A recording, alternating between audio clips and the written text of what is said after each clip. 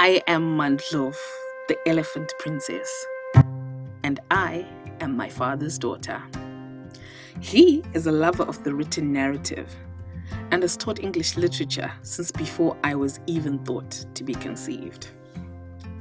I was raised on African folklore and African music as bedtime stories in a house filled with what looked like a million books to my young, inquisitive eyes.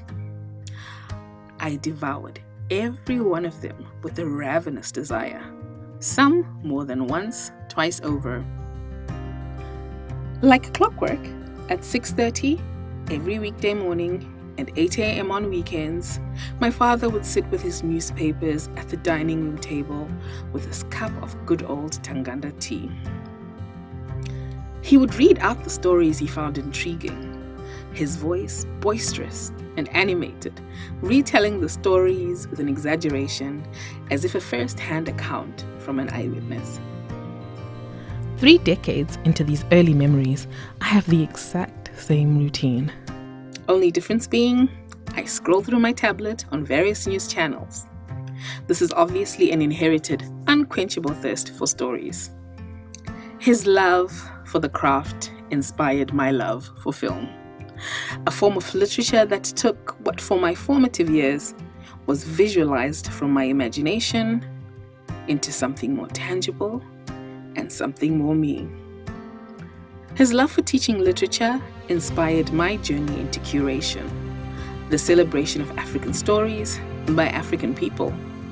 Storytelling, as we know, is fully ingrained in our African DNA.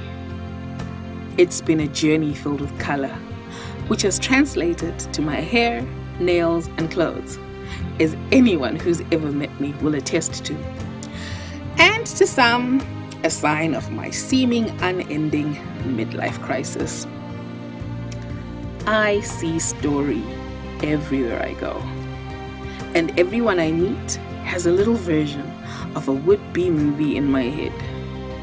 I dream of the day that we can re-image our continent through our own eyes, and hopefully all the little movies that are the people I've met and the places I've visited get to be a part of that.